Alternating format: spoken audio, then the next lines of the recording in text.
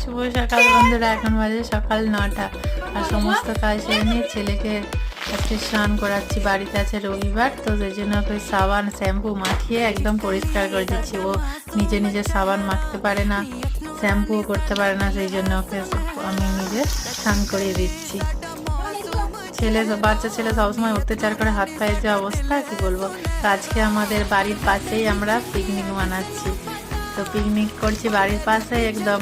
তো সেখানে সব বয়ে নিয়ে গেলাম, সব রান্নার জোগাড় যন্ত্র সব নিয়ে গিয়ে কত সুন্দর লাগছে চারিপাশ। তো আমরা এখানে বানাচ্ছি খিচুড়ি আর আলু ভাজা, বেগুন ভাজা।